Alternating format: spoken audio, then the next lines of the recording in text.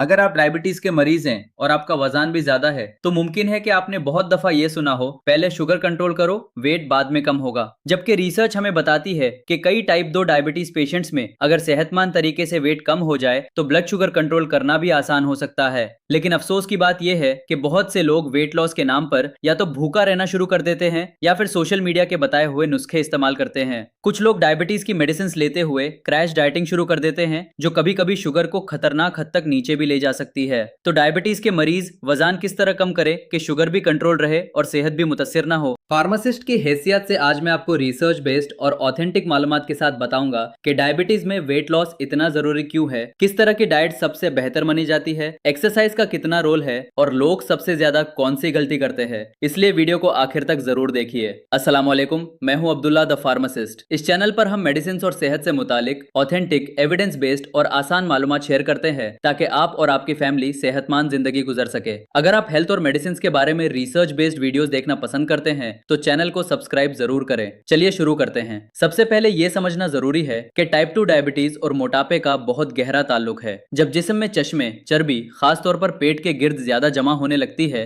तो body insulin को पहले जैसा असर दिखाने नहीं देती। इसे इंसुलिन रेजिस्टेंस कहते हैं। इसी वजह से शुगर ब्लड में बढ़ने लगती है। रिसर्च ये बताती है कि ओवरवेट डायबिटीज पेशेंट्स में अगर बॉडी वेट का सिर्फ 5 से 10% भी सेहतमंद तरीके से कम हो जाए तो blood sugar, HbA1c, blood pressure और कोलेस्ट्रॉल में भी बेहतरी आ सकती है। अब सवाल यह है कि डायबिटीज के मरीजों को वेट लॉस के लिए किस तरह की डाइट लेनी चाहिए। सबसे पहले अपनी प्लेट को बदलिए। प्लेट का आधा हिस्सा नॉन स्टार्ची वेजिटेबल से भरिए, जैसे पालक, भिंडी, करेला, गोभी, ब्रोकली, खीरा, टमाटर और शिमला मिर्च। प्लेट का एक चौथाई हिस्सा प्रोटीन रखिए, जैसे चिकन, मछली, अंडा, दाल या चने। और बाकी एक चौथाई हिस्से में कंट्रोल क्वांटिटी में होल ग्रेन्स या कॉम्प्लेक्स कार्बोहाइड्रेट्स रखिए, जैसे ब्राउन राइस या चपाती। इस तरह आपको फाइबर भी मिलेगा, प्रोटीन भी, और शुगर भी धीरे धीरे बढ़ेगी। बहुत से डायबिटीज पेशेंट सोचते हैं कि उन्हें कार्बोहाइड्रेट्स बिल्कुल बंद कर देने चाहिए, लेकिन रिसर्च ये नहीं कहती। जरूरत इस बात की है कि कार्बोहाइड्रेट्स की क्वालिटी और क्वांटिटी दोनों का ख्याल रखा जाए। व्हाइट ब्रेड, बेकरी आइटम्स, मिठाई, शुगरी ड्रिंक्स और मीठी चाय या कोल्ड ड्रिंक्स को जितना काम रखेंगे उतना ही ब्लड शुगर और वेट दोनों के लिए बेहतर होगा। अब बात करते हैं उस गलती की जो बहुत से लोग करते हैं। कुछ अफराद डायबिटीज की मेडिसिन लेते हुए नाश्ता छोड़ देते हैं या सिर्फ एक वक्त का खाना खाते हैं। अगर आप इंसुलिन या कुछ ऐसी डायबिटीज मेडिसिन ले रहे हैं जो शुगर को नीचे गिरा सकती है तो बिना मशवार के मील स्किप करना हाइपोग्लाइसीमिया का सबब बन सकता है। इसीलिए वेट लॉस के लिए भूखा रहना या क्रैश डाइटिंग करना हमेशा सही तरीका नहीं होता। अब एक्सरसाइज की बात करते हैं। वेट लॉस के लिए सिर्फ डाइट ही नहीं बल्कि फिजिकल एक्टिविटी भी बहुत जरूरी है। रोजाना कम अज कम 30 मिनट ब्रिस्क वॉक करने की कोशिश कीजिए। अगर मुमकिन हो तो हफ्ते में 2 या 3 दिन लाइट स्ट्रेंथ एक्सरसाइजेस भी शामिल कीजिए। मसल जितनी एक्टिव होंगी बॉडी ग्लूकोज को उतना ही बेहतर इस्तेमाल करेगी। अगर आपकी शुगर बहुत ज्यादा या बहुत कम रहती है या आपको डायबिटीज की कॉम्प्लिकेशंस हैं तो एक्सरसाइज प्लान शुरू करने से पहले डॉक्टर से मशवरा जरूर करें। एक और अहम बात पानी और नींद की है। मुनासिब मिकदार में पानी पीना और रोजाना 7 से 9 घंटे की नींद लेना भी